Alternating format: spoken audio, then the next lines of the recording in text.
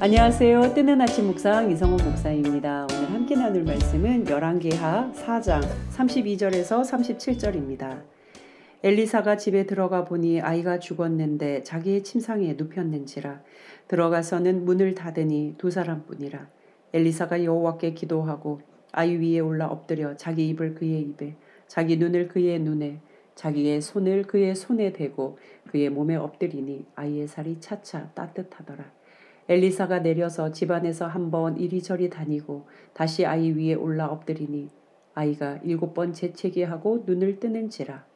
엘리사가 게하시를 불러 저 수냄 여인을 불러오라 하니 곧 부름에 여인이 들어가니 엘리사가 이르되 내 아들을 데리고 가라 하니라. 여인이 들어가서 엘리사의 발 앞에서 땅에 엎드려 절하고 아들을 안고 나가니라. 아멘. 수냄 여인 사건입니다. 엘리사의 기적 중에 수냄 여인 사건 오늘 본문인데요.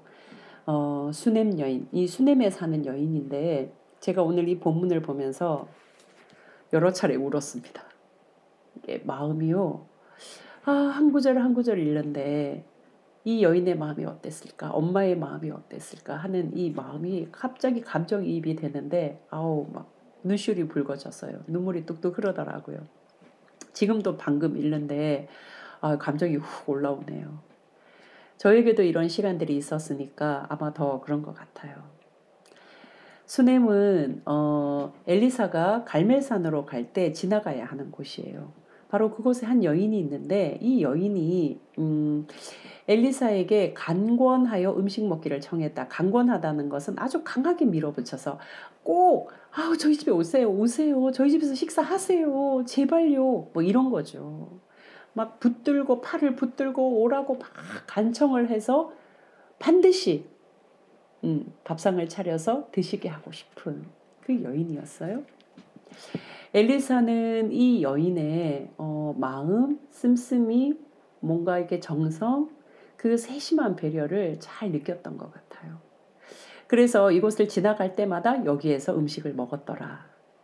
그럴 정도로 여인의 마음과 그 엘리사의 마음이 서로 잘 통하였고요. 어느 날은 이 여인이 남편에게 제안을 합니다. 우리 집에서 지금 식사를 드시고 가는 그분은 굉장히 거룩한 하나님의 선지자다. 우리가 그분을 극진히 모셔야 할 것 같다. 그래서 작은 방을 하나 마련해 드려야 될 것 같다.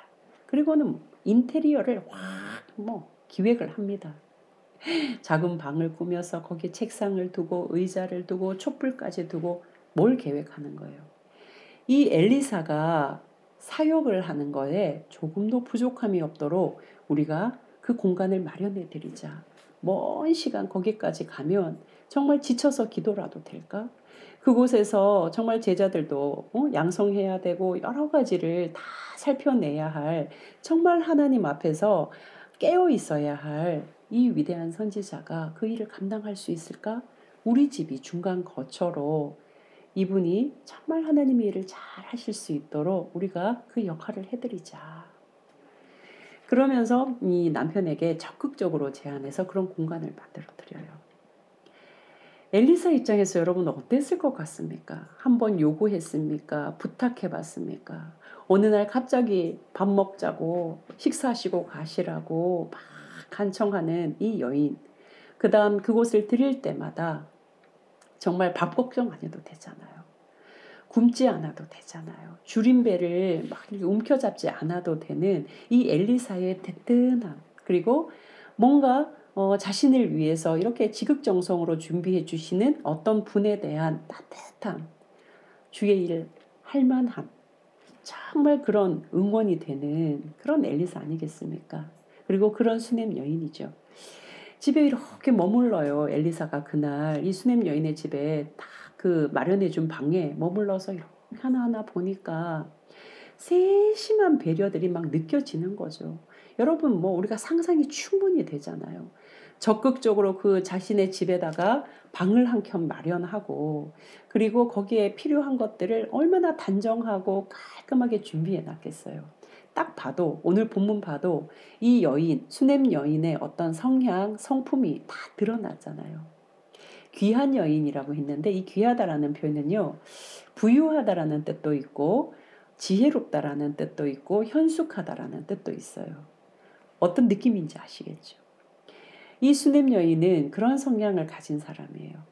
아주 깔끔하지만 예의가 바르고 예의가 바르지만 따뜻하고 그러면서도 세심한 배려를 다 할 줄 아는 그런 섬세함이 있는 바로 그런 여인이었던 것 같아요. 자기를 위해 마련해 준 그 방에 이렇게 있으면서 둘러보니까요. 엘리사 입장에서는 어떻게 나를 위해서 이렇게 준비해 줄 수 있을까? 감동. 자신이 뭔가 이 여인에게 조금이라도 도움이 되었으면 좋겠다 싶은 마음이 계속 든 거예요.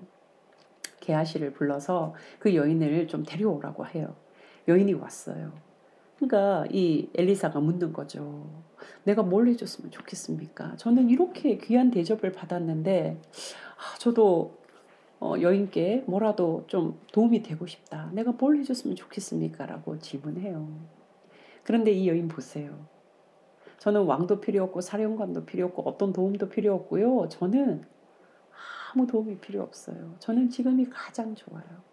제 집에 이렇게 방 하나 마련할 수 있고 또 선지자님이 이렇게 오셔서 제 집에 머물러 주시는 그것만으로도 충분하죠. 저는 필요한 게 아무것도 없습니다.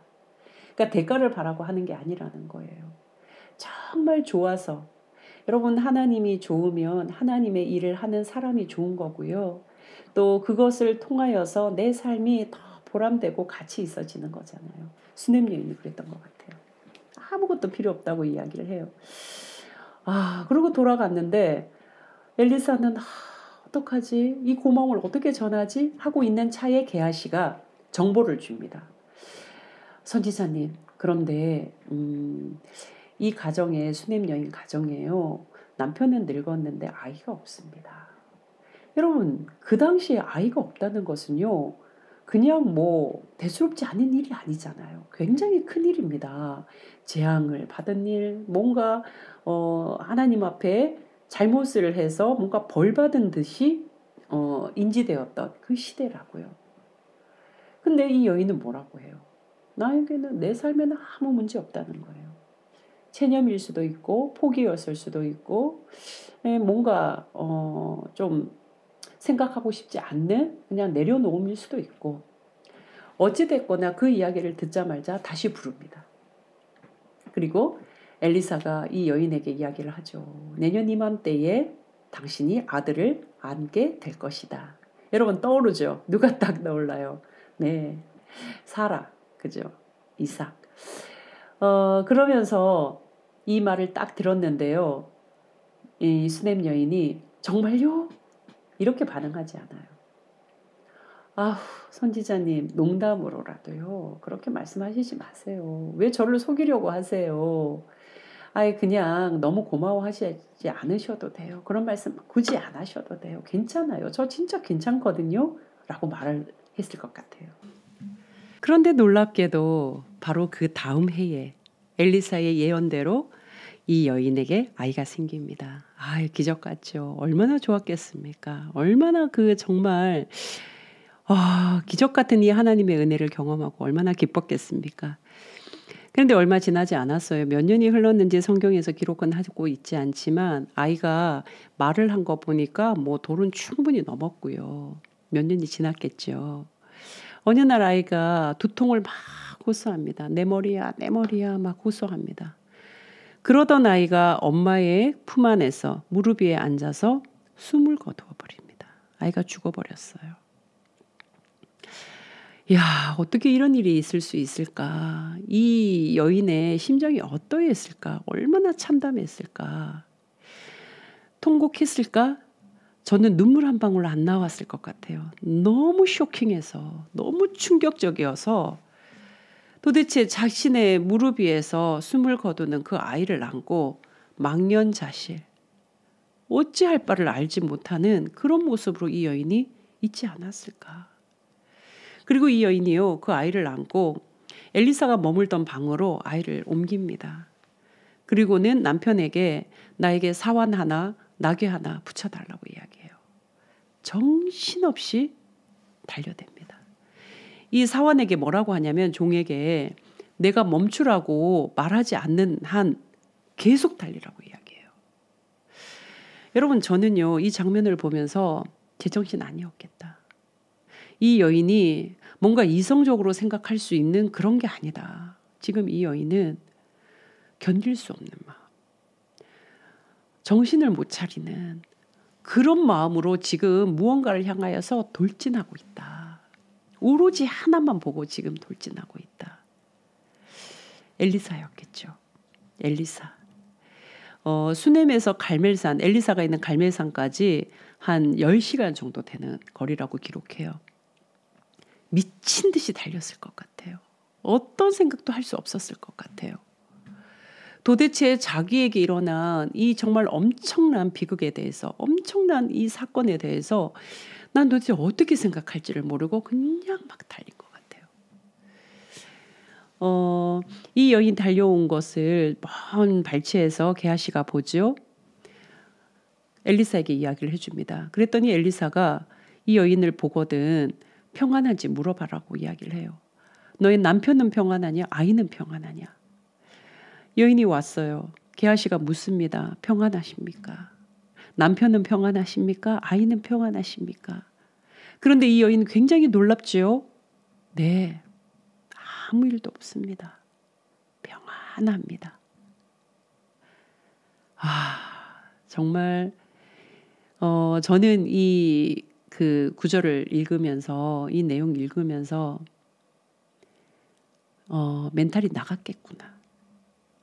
마지막 정신줄 잡고 여기에 왔는데 이 여인은 지금 이성적으로 생각할 수 있는 그런 상태는 아니겠구나. 물론 이 해석하는 분들마다 조금 다르게 보일 수는 있어요. 어떤 분들은 담대했다, 침착했다. 그런데 저는 그렇게 보이지는 않고요. 정말 이 멘탈이 지금 나가 있는 상태다. 정신이 멍해진 상태일 거다. 네, 아무 일도 없습니다. 평안합니다. 자, 그리고 누구를 봐요?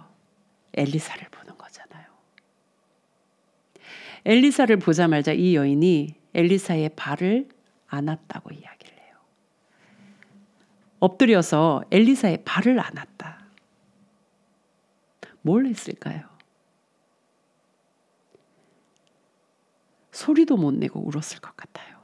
소리도 못 내고 하염없이 터졌을 것 같아요.